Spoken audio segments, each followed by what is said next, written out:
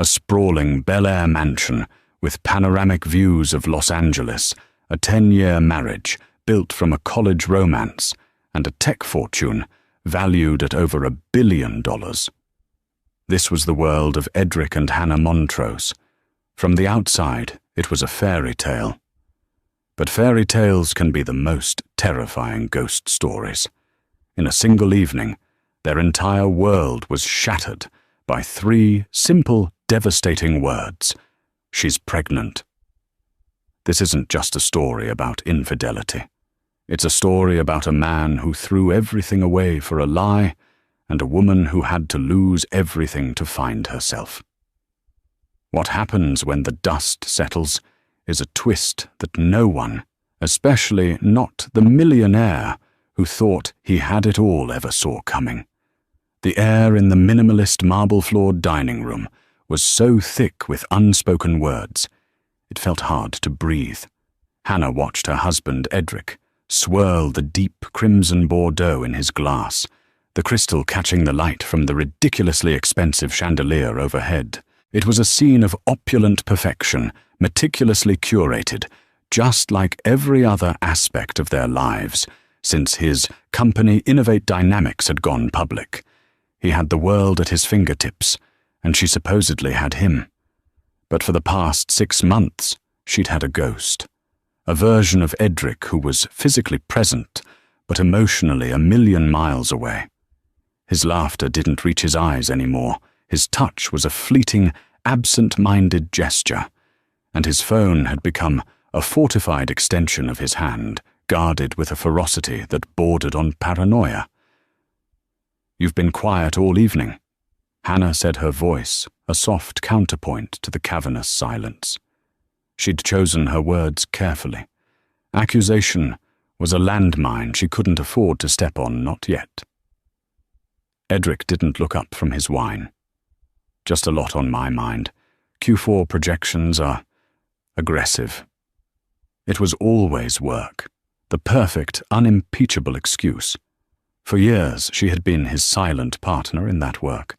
She was the one who had read his business plans in their cramped post-college apartment, who had designed the first logo for Innovate Dynamics on her beat-up laptop, who had celebrated his first seed funding with a $5 bottle of champagne. She had put her own promising career as a graphic artist on hold to support his dream. Now his dream was $1 billion reality that felt more like her prison. "I saw a charge on the black card statement." She began, her heart thumping a nervous rhythm against her ribs. "A purchase from Cartier. I didn't think my birthday was for another 3 months." His hand froze, the swirling of the wine coming to an abrupt halt.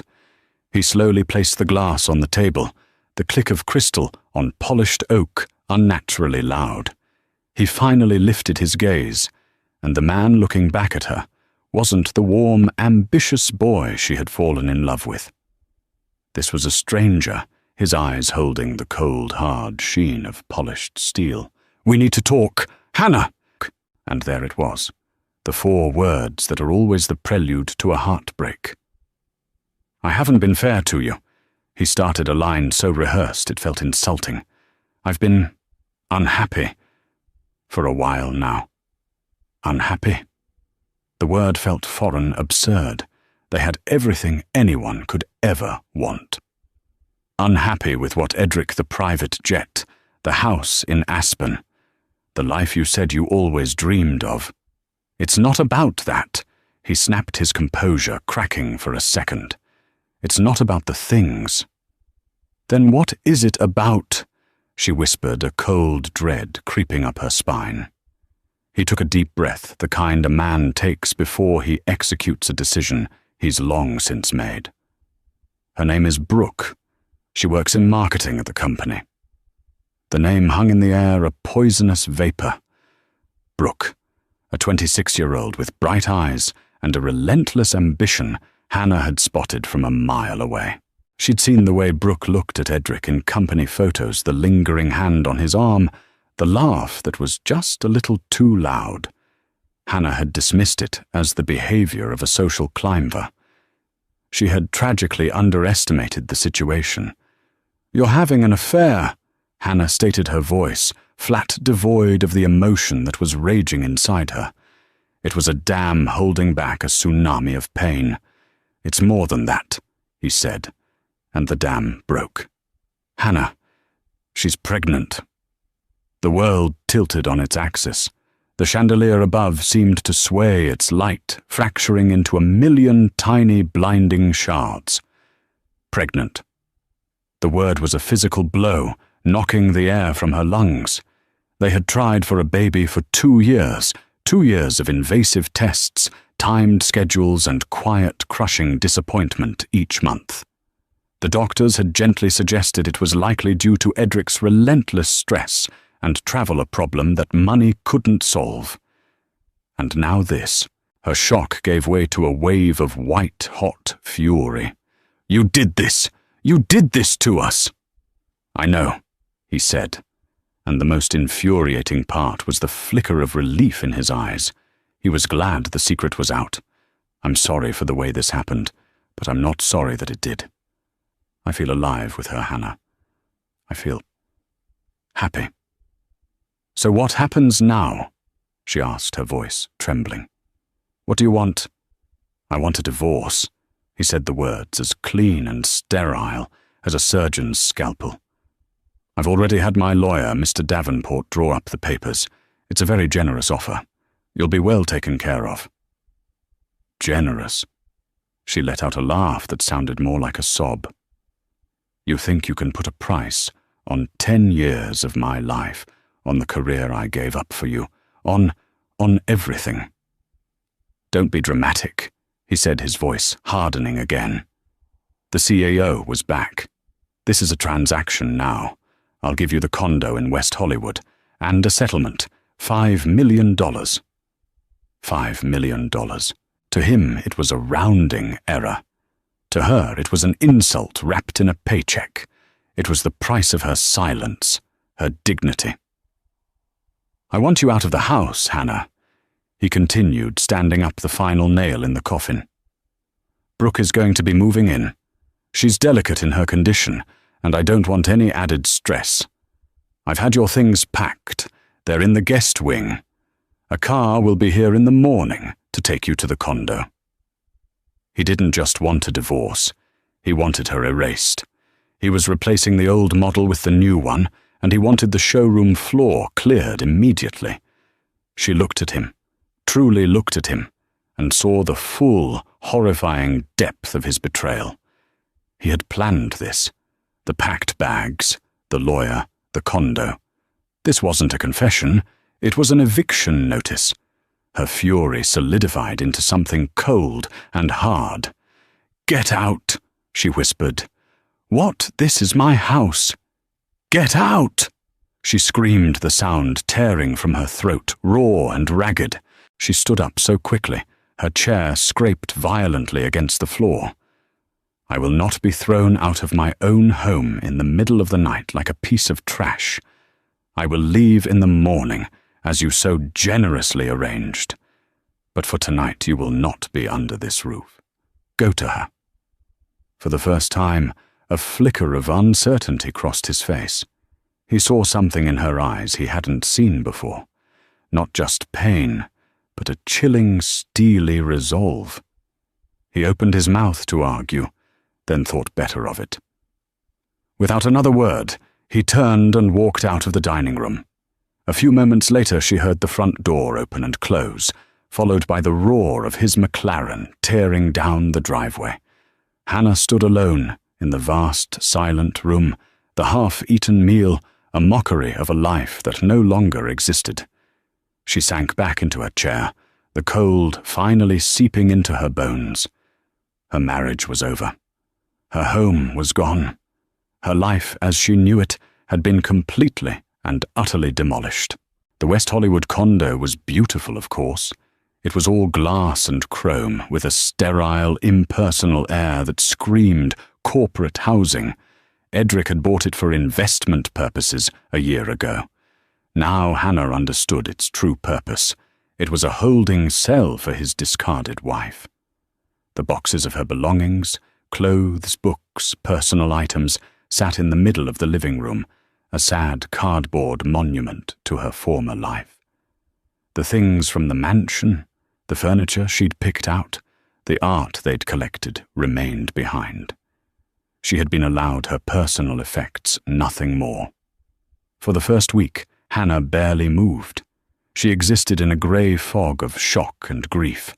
Sleep came in short, jagged bursts, haunted by nightmares of Edric and a smiling, pregnant Brooke redecorating her home.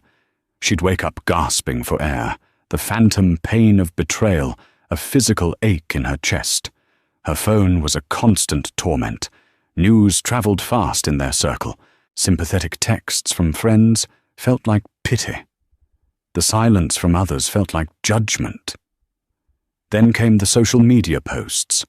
Brooke, not even attempting to be discreet, posted a photo of her hand, a massive diamond engagement ring on her finger, resting on Edric's. The caption read, "A new chapter with my soulmate." Soulmate. The word was a dagger. Days later, a gossip site published photos of them, walking hand in hand out of a high-end baby boutique on Rodeo Drive, Edric's hand resting protectively on Brooke's barely there bump. He looked happier than Hannah had seen him in years. Each image, each post was a fresh wave of agony. She was being replaced in real time her life, with Edric being systematically overwritten. Her only lifeline was her best friend, Lena, a sharp, no-nonsense journalist who had never been a fan of the new Edric. Lena arrived on the second day with 2 large grocery bags, a bottle of very good tequila, and a look of righteous fury. "That absolute son of a bitch," Lena said, bypassing a greeting as she slammed the bags on the quartz countertop. "I swear, Hannah, if I see him, I might commit a felony." And her "the delicate condition marketing intern." Give me a break. Hannah just shook her head, pulling a blanket tighter around herself. "It's all real. She saw him as a target, and she won." "No," Lena said, her voice softening as she put a hand on Hannah's shoulder. "She didn't win. She just revealed what he truly is. You didn't lose a husband, hun. You lost a parasite who was feeding on your goodness for a decade." Lena stayed with her for 3 days, forcing her to eat, making her shower, and absorbing her endless looping cycle of grief and anger. She deleted Hannah's social media apps and fielded calls from concerned family members. Meanwhile, Edric was soaring. He and Brooke were the new power couple. He threw a lavish party at the mansion to celebrate their engagement and the impending arrival. He made a massive donation to the city's children's hospital, in their names a PR move, so blatant it was insulting. His business partner, David Chen, called Hannah once, his voice full of genuine remorse. "I'm so sorry, Hannah," David said, his tone low. "I tried to talk to him. He's not the same man we knew. This girl, Brooke, she has him completely wrapped around her finger. He's alienating everyone. He's making rash business decisions. He's convinced he's infallible." "Thank you for calling, David," Hannah had said, her voice hollow. "It means a lot. If you need anything at all, a character witness, financial records, just say the word." She knew it was a risky offer for him, a direct challenge to his partnership with Edric. It was a small comfort to know that not everyone had been blinded by Edric's new life. The lowest point came 2 weeks after she'd left, drowning in legal documents from Edric's lawyer, a man whose correspondence was as cold as his client's heart. Hannah found an old portfolio case tucked away in one of the boxes. It was her art portfolio from college and the years just after. Inside were sketches, design concepts, and vibrant digital prints. It was a relic from a different woman, a woman with dreams that had nothing to do with supporting someone else's. She remembered her final project, a series of intricate digital paintings exploring the concept of kintsugi, the Japanese art of repairing broken pottery with gold, making the cracks part of its history and beauty. The irony was so profound it made her sick. Here she was, shattered into 1,000 pieces, with no gold in sight to put her back together. She slid to the floor, leaning against the cold glass wall, overlooking a city that now felt alien and hostile. The portfolio lay open in her lap. The tears she had been holding back finally came not as a gentle stream, but as a gut-wrenching, soul-cleansing storm. She cried for the girl who had fallen in love, for the woman who had sacrificed too much, and for the future that had been stolen from her. The emptiness of the condo echoed her own. She was utterly and completely alone, a ghost in a life that was supposed to have been hers. The sound of her own sobs was the only thing that proved she was still there at all. The storm of tears left a strange calm in its wake. It was the quiet of a battlefield after the fighting stops, a landscape of devastation, but a landscape nonetheless. For the first time in weeks, Hannah woke up not with a sense of dread, but with a hollowed-out feeling that was oddly fertile. It was the blank slate of someone with nothing left to lose.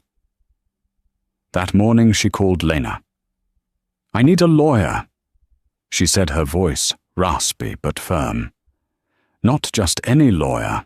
I need a shark." Lena, ever resourceful, had a name. Catherine Peterson. They called her the Lioness. She eats arrogant tech bros for breakfast. Getting an appointment is hard, but I'll make some calls. 2 days later, Hannah was sitting in a plush leather chair in a high-rise office overlooking Century City. Catherine Peterson was in her late 50s, with sharp, intelligent eyes and a tailored suit that probably cost more than Hannah's first car. She listened to the entire story without interruption, her expression unreadable. When Hannah finished, her voice cracking as she recounted the eviction, Peterson simply nodded. "Mr. Montrose and his counsel, Mr. Davenport, are operating under the assumption that you are a grieving, compliant spouse who will take the initial offer to avoid a messy public battle." Peterson said, her voice calm and measured. "This is a common and often effective strategy. They are counting on your emotional devastation to cloud your judgment." She tapped a perfectly manicured finger on the settlement offer Edric's lawyer had sent. $5 million. It sounds like a lot of money to most people. But in the context of a 10-year marriage to a man whose company's market cap is currently north of $12 billion, a company you were instrumental in founding, it is, to put it mildly, an insult. Hannah felt a flicker of validation. "He said I gave up my career willingly." "Of course he did." Peterson scoffed lightly. "Did you sign a prenuptial agreement?" "No," Hannah said. "We were 22. We had nothing but student loan debt and a shared pizza." A slow smile spread across Catherine Peterson's face. "Then we are not here to accept a settlement, Mrs. Montrose. We are here to claim your rightful share of a marital asset. You weren't just the supportive wife. You were an uncredited, unpaid co-founder. You designed the original logo, correct, participated in early strategy sessions, hosted potential investors in your home. Yes, all of it." "Excellent," Peterson said, leaning forward. "Forget the $5 million. We are going to counter-sue for a 15% stake in Innovate Dynamics. We will subpoena his business partner, David Chen. We will bring in forensic accountants. We will make it very clear that a public, protracted, and deeply embarrassing court battle will be far more costly to his company's stock price than a fair and equitable division of assets." For the first time in a month, Hannah felt a surge of something other than pain. It was power. It was the feeling of taking back control. "Okay," she said, her voice stronger now. "Let's do it." Leaving Peterson's office, Hannah felt a shift in the air. The city no longer seemed hostile. It seemed full of possibilities. That evening, Instead of hiding under a blanket, she unpacked her old workstation, a high-end graphics tablet, and a powerful computer gifts from Edric in the early days, back when he still saw her talent as an asset, not a hobby. She dusted them off, plugged them in, and opened a blank digital canvas. Staring at the white screen, she thought about the Kintsugi project from her college days. The idea of brokenness made beautiful. Her own life was a shattered vase. What if she could piece it back together, not by hiding the cracks, but by illuminating them? Her fingers started to move across the tablet. She didn't sketch, she fractured. She drew jagged, broken lines, stark and violent.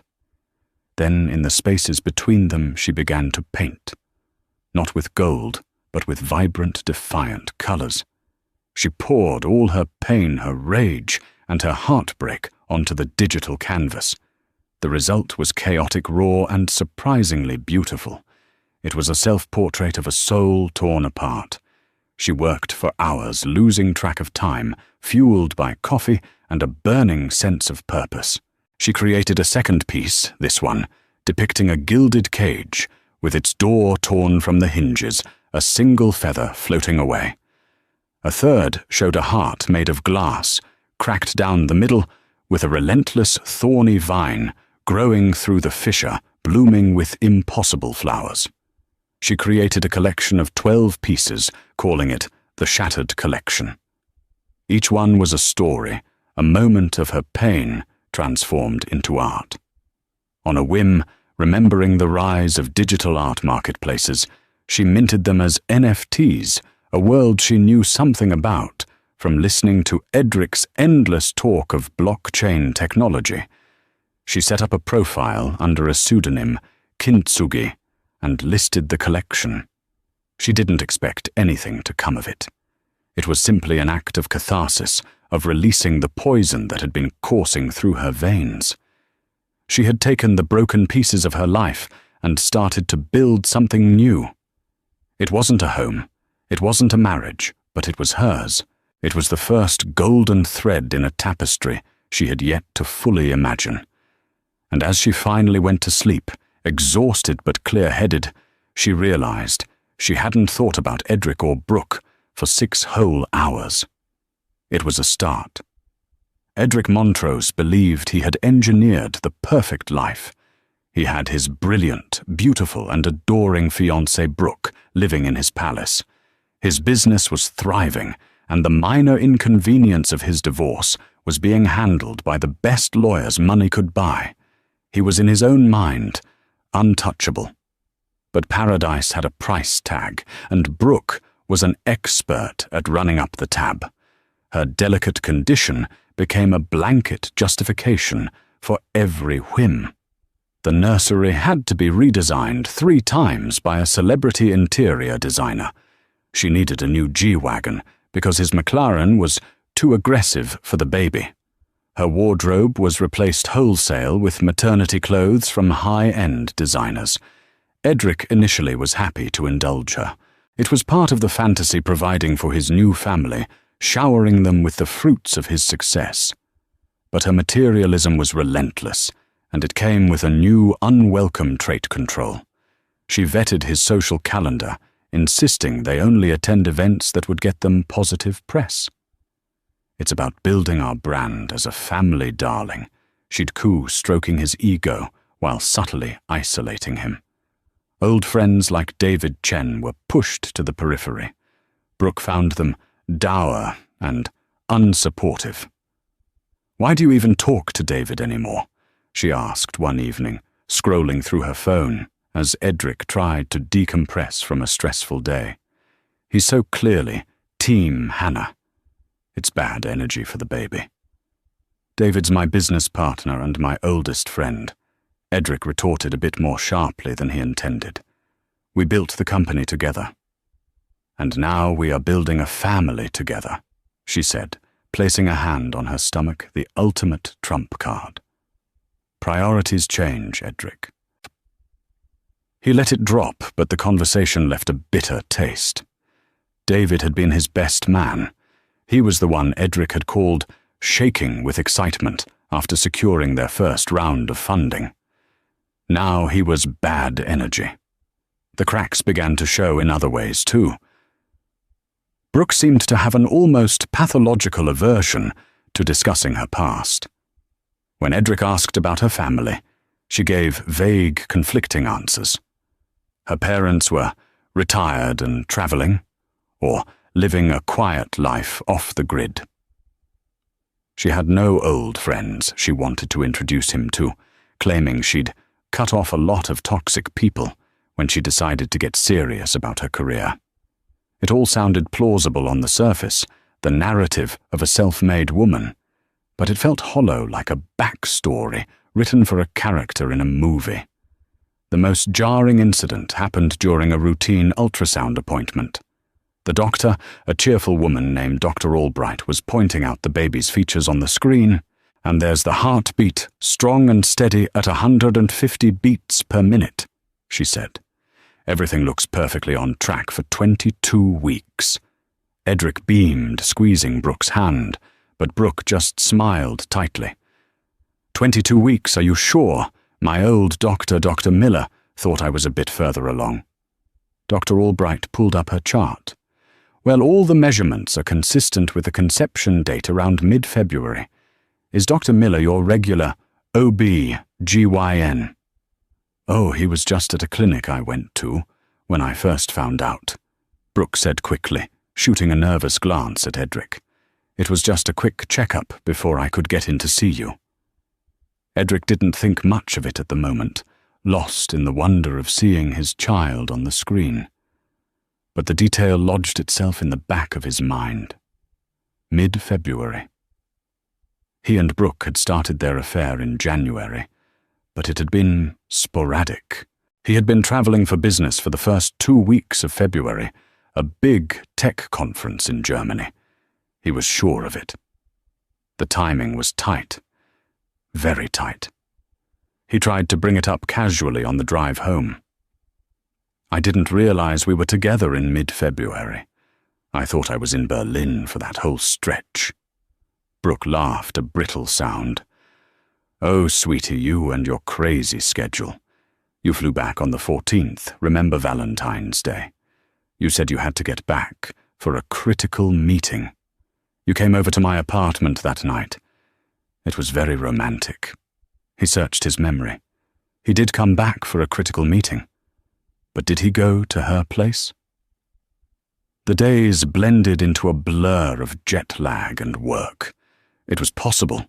Her confidence seemed to assuage his momentary doubt, but the seed was planted, a tiny, insidious splinter of distrust. He started noticing small things. The way she'd angle her phone away from him when she texted. A hushed phone call she ended abruptly when he walked into the room claiming it was just my mother. One evening he came home early to find her in a heated argument on the phone in the garden. He couldn't hear the words, but her body language was tense, angry. When she saw him, she hung up immediately, her face pale. "Who was that?" he asked, keeping his tone light. "Just a telemarketer." She lied, forcing a bright smile. Incredibly persistent. "You know how they are." He knew she was lying. And in that moment, standing on the perfectly manicured lawn of his perfect home, looking at his perfect fiancée, Edric felt a cold knot of dread tighten in his stomach. The paradise he had built was starting to feel like an elaborate stage, and he was beginning to suspect he was the only one who didn't know the script. The splinter of doubt in Edric's mind festered. Her lies, once easily dismissed, now echoed in the vast, quiet spaces of the mansion. He started paying closer attention, not as a doting fiancé, but as a CEO analyzing a potential security threat. The catalyst for his investigation was surprisingly mundane. He was looking for an iPad charger in the drawer of the bedside table on Brooke's side of the bed. Beneath a pile of magazines, his fingers brushed against another phone. It was an older model, one he didn't recognize. His heart hammered against his ribs. There was no legitimate reason for her to have a secret second phone. With trembling hands, he took it. It was password protected, of course. But people were predictable. He tried her birthday. No luck. He tried his birthday. Nothing. He tried the baby's due date. The screen unlocked. His blood ran cold. The phone was a treasure trove of deception. There were text message threads going back months with a contact saved simply as K. The conversations were sickeningly familiar, full of pet names and inside jokes, but it was the financial talk that made him feel physically ill. K. Did he buy the ring yet? Needs to be at least 5 carats. Don't settle. Brooke. Working on it. He's so wrapped up in the miracle baby, he'll buy me the whole store if I cry a little. K rent is due. Did you get the transfer? Brooke sent it this morning. Told him it was for a prenatal wellness retreat. He didn't even blink. And then the message that vaporized his world from late February. K, you sure this is going to work? The timing is risky. If he finds out it's mine. Brooke. He was out of the country. His memory of that week is a blur. He wants this baby more than anything. He'll believe what he wants to believe. We just have to stick to the story. Our baby is going to have the life we deserve, Kyle. I promise. Kyle. K. The baby was Kyle's. Edric sank onto the edge of the bed, the phone feeling like a lead weight in his hand. He couldn't breathe. Every loving gesture, every shared moment of excitement over their baby was a lie. He wasn't building a family. He was funding someone else's. He was the mark in the most elaborate, intimate con imaginable.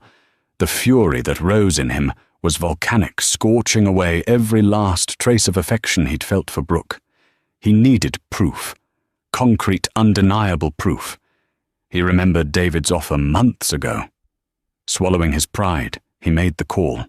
David, he said, his voice strained. I need your help. It's about Brooke. David listened patiently as Edric recounted his discovery, his voice devoid of any, I told you so. He was simply a friend. I have a contact, David said finally. A private investigator. Very discreet, very thorough. His name is Robert Jones. I'll send you his number. While Edric's world was imploding, Hannah's was expanding in ways she never could have imagined. Her NFT collection. The shattered collection had gone viral. It was first noticed by a prominent female art blogger who wrote a glowing piece about the raw emotional power of the anonymous artist Kintsugi. In a world of cartoon apes and pixelated memes, the blog read, Kintsugi's work is a lightning bolt of authentic human emotion. It is a testament to the beautiful, defiant power of turning pain into art. This is not just digital art. It is a digital soul laid bare. From there, it exploded. The collection sold out in a week, fetching sums that left Hannah stunned. Crypto millionaires and traditional art collectors alike vied for the pieces. The anonymity only fueled the fire. Who was Kintsugi? What was the story behind the pain? Soon major art publications were writing about her. A gallery in downtown Los Angeles' arts district reached out, offering her a solo exhibition, a physical showing of her digital work on high-definition screens. Hannah, with the guidance of her lawyer Catherine Peterson, who had now become a trusted advisor, formed a company. She hired a small team. She used the profits from the NFT sales to quietly invest in a creative tech startup that specialized in immersive digital art experiences. She was no longer the discarded wife living in a condo. She was Kintsugi, a celebrated artist. She was an investor. She was the CEO of her own life. She had taken the $5 million insult and was on her way to turning it into a $50 million empire, all while Edric remained completely oblivious. Her pain had not just been her muse, it had become her capital, and it was about to pay dividends he could never have conceived. Robert Jones, the private investigator, was a man who seemed to blend into the background. He was average in every way, which for his line of work made him exceptional. He met Edric in a nondescript coffee shop, took down the details with a few quiet grunts, and promised to be in touch. Less than 48 hours later, the first email arrived. It was a background check on Brooke Miller. Her real name was Brooke Kowalski. Her parents weren't off-the-grid travelers. They lived in a suburb of Cleveland, and her father was a retired postal worker. She had a mountain of credit card debt from 3 years prior, most of which had been mysteriously paid off in the last 6 months. And she had a long-term, on-again, off-again boyfriend, a part-time fitness instructor, and aspiring actor named Kyle Bishop. A photo was attached. It was a man Edric had seen before, a handsome, generic-looking man from the gym Brooke insisted on joining. The second email came a day later, and it was the kill shot.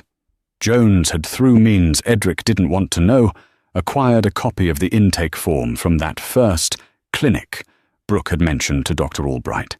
She had listed an emergency contact. The name was Kyle Bishop. The relationship was listed as partner.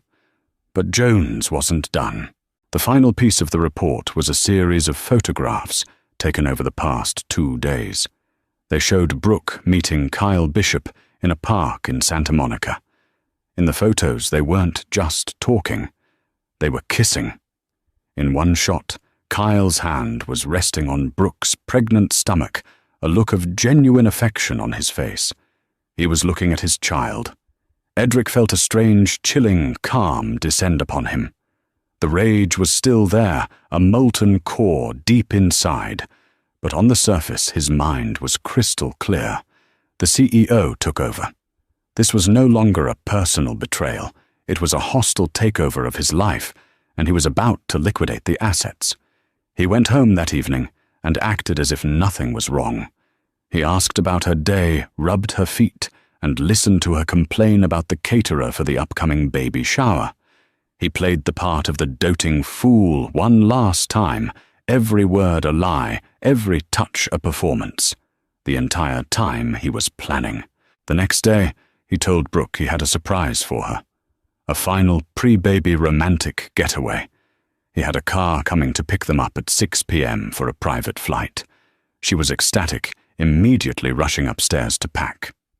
At 5:45 p.m., Edric stood in the center of the vast living room. On the large marble coffee table, he had placed the prints of the photographs of her and Kyle. He placed the burner phone next to them, and beside that, a copy of the clinic intake form. Brooke came down the stairs, radiant in a new dress, a small, expensive travel bag in her hand. "I'm ready, darling. Where are we going?" "We're not going anywhere, Brooke," Edric said, his voice flat, devoid of any warmth. Her smile faltered. "What do you mean the car is almost here?" "I cancelled the car," he said, gesturing to the coffee table. "I think you should take a look at these." Her eyes followed his gesture. She saw the photographs. The color drained from her face, leaving a pasty, grayish pallor. She saw the phone and looked as if she was going to be sick. Her carefully constructed world was dissolving in front of her. "Edric, I can explain," she stammered, her hand flying to her stomach. "It's not what it looks like." "Oh, I think it's exactly what it looks like," he said, his voice dangerously low. "It looks like fraud. It looks like a long con. It looks like you and your boyfriend, Kyle, cooked up a disgusting little plan to fleece me for every penny I have.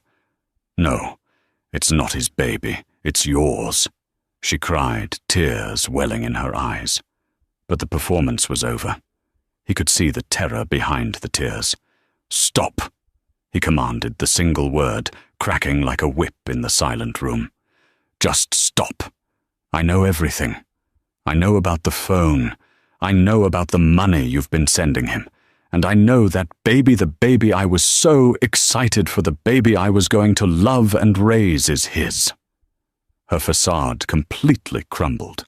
The desperate tears turned into a snarl. Okay, fine. She spat, her voice dripping with venom. Fine, it is his.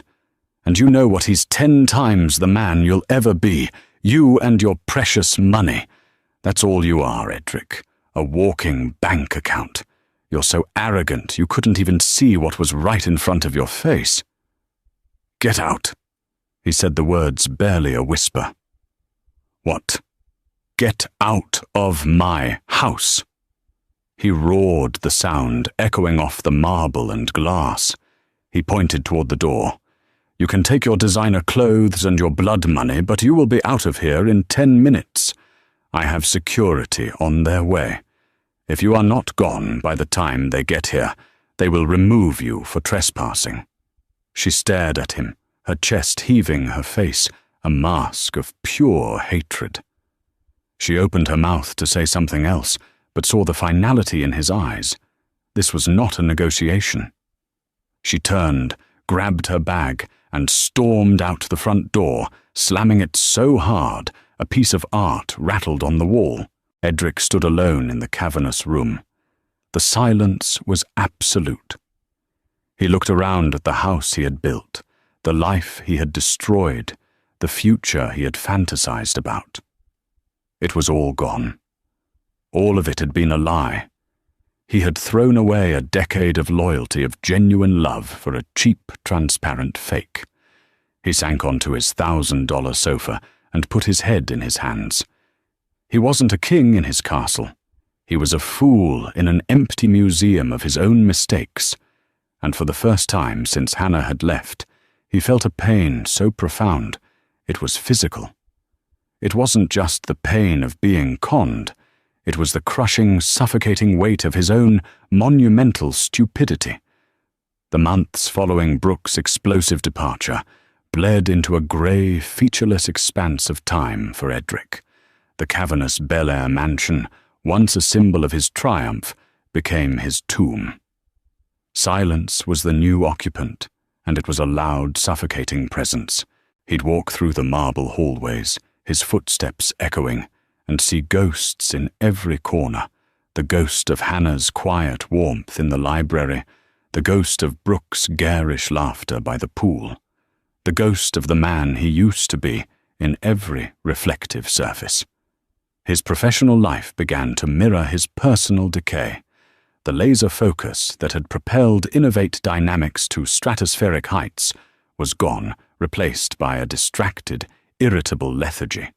He would sit in board meetings, staring at spreadsheets and projections, but his mind would be elsewhere, replaying the twin betrayals, the one he had committed and the one he had suffered.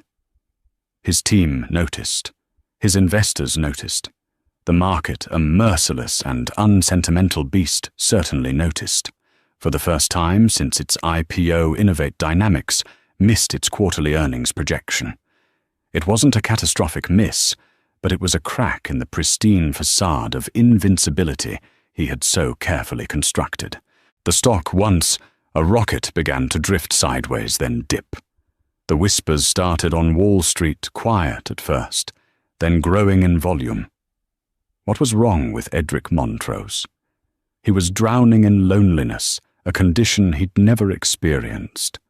In his isolation, his mind performed a cruel trick. It began to sanctify the memory of Hannah. He erased the image of the strong, intelligent partner he'd grown bored with, and replaced it with a romanticized portrait of a gentle, wronged saint. He remembered their early days in the cramped apartment, her unwavering belief in him, her hand on his back as he rehearsed investor pitches. He conveniently forgot the years he had taken her for granted, the coldness with which he had dismissed her dreams, and the brutal surgical way he had excised her from his life. A new desperate fantasy began to take shape in the wreckage of his mind. He would win her back. He would find her, apologize, grovel if he had to. He would show her the new, humbled Edric. He pictured her in the West Hollywood condo, still heartbroken, living a quiet, diminished life. He imagined her falling into his arms, forgiving him in a torrent of relieved tears. The sheer arrogance of this fantasy never occurred to him. The call that solidified his delusional plan came on a Tuesday afternoon. It was his lawyer, Mr. Davenport. "Good news, Edric Davenport," said his voice, clipped and professional.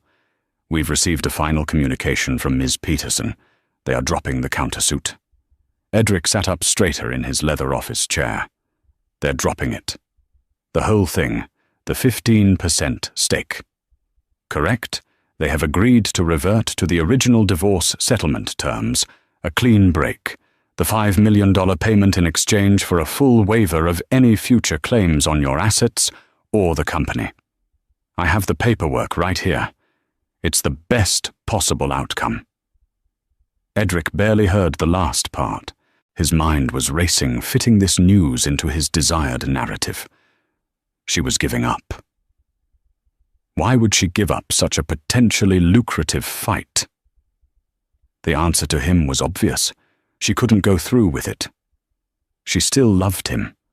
The money, the company, none of it mattered more to her than the memory of what they once had. This wasn't a legal strategy. It was an act of mercy, a white flag of the heart. "Draw up the transfer."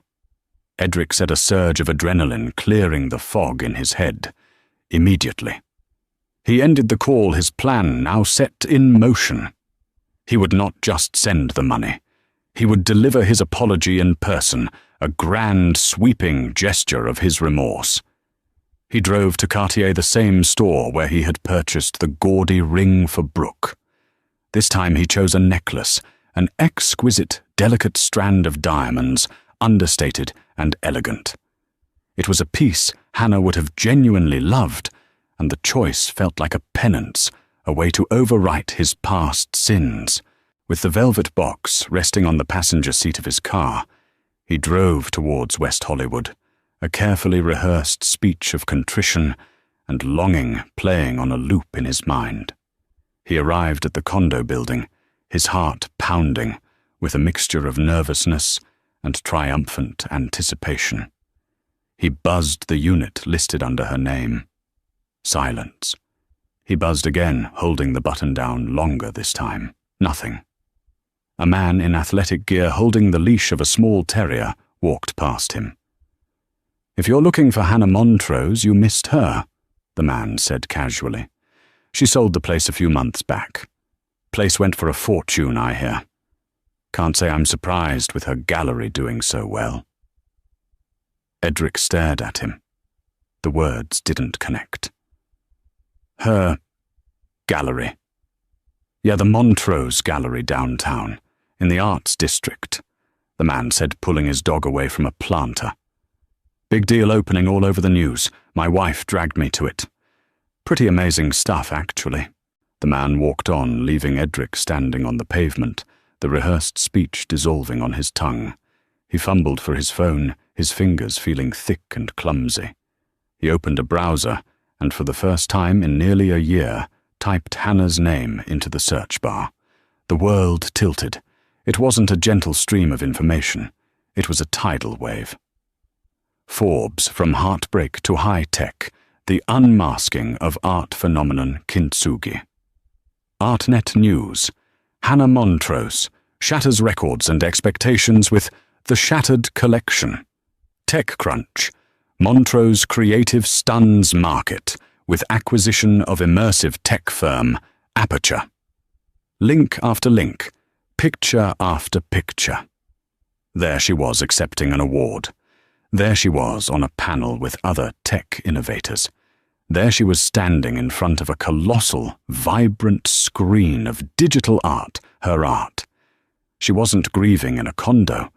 She was a titan, a sensation. He scrolled mesmerized and horrified through images of her work. He saw his own cruelty, his own betrayal reflected back at him, transformed into jagged, beautiful, and incredibly valuable art. He found the address for the gallery. The drive downtown was an out-of-body experience. He parked the car, the Cartier box on the seat, now seeming like a pathetic, insulting toy. The gallery was impossible to miss. A sleek, minimalist facade of black steel and glass, with a single word glowing in elegant white neon Montrose.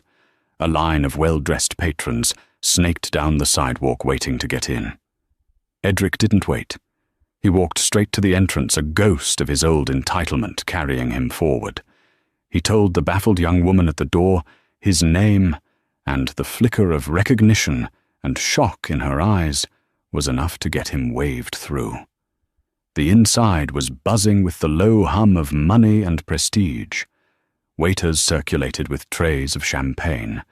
The air was filled with conversations about artistic intent and market value, and everywhere on massive state-of-the-art screens was her work. His life with her, shattered and reassembled. He saw a piece depicting a single elegant chair being violently scraped across a marble floor.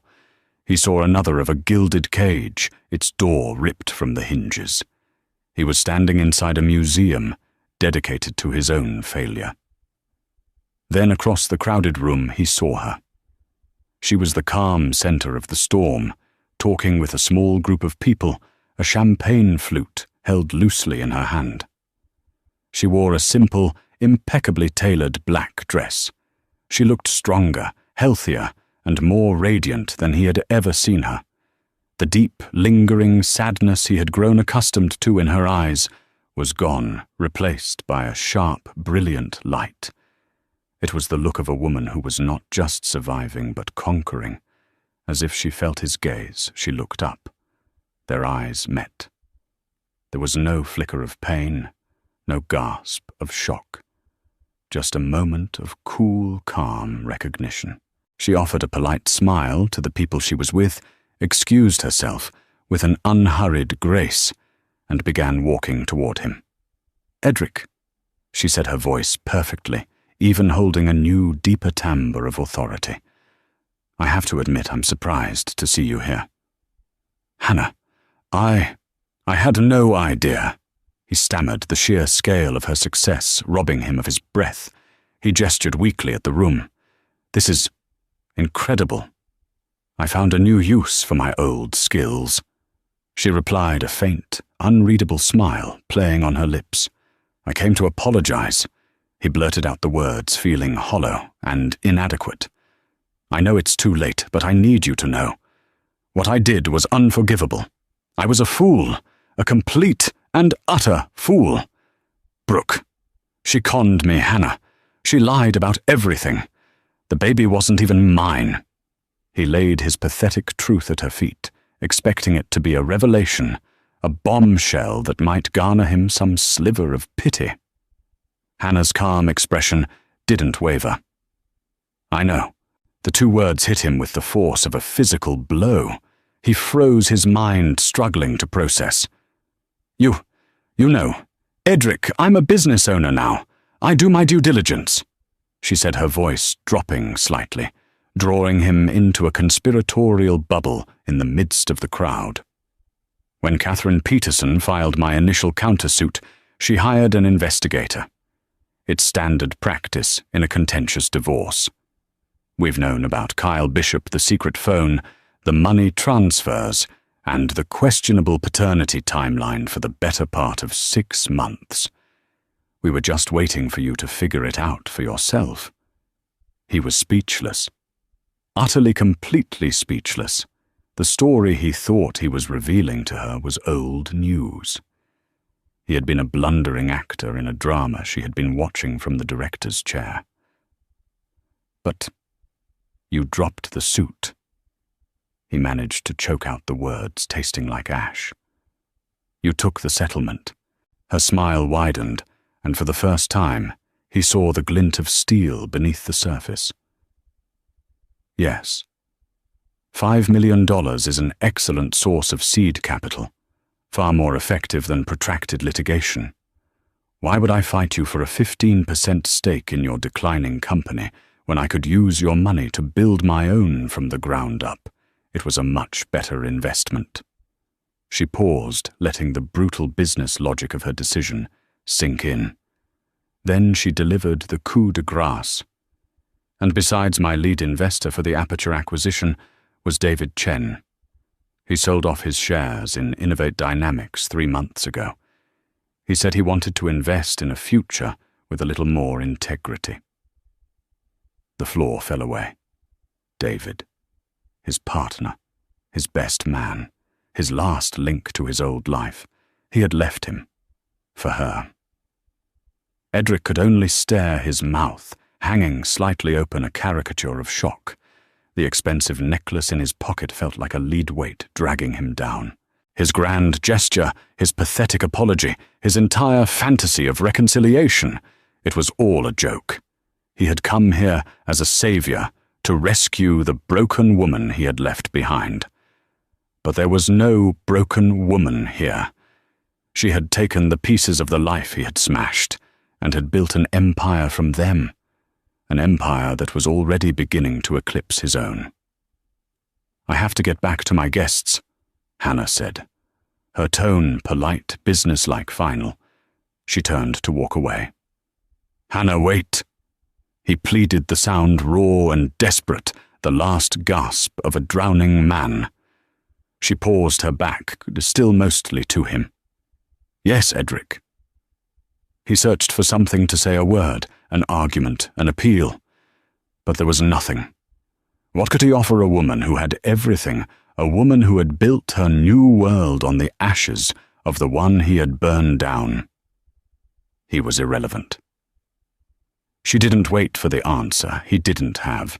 With a final imperceptible sigh, she walked back into the warmth and light of the crowd, rejoining her world a queen in her court. She left him standing alone in the center of her gallery, a ghost at a feast surrounded by the beautiful, brilliant, and deeply personal evidence of his monumental failure. He was completely and finally speechless.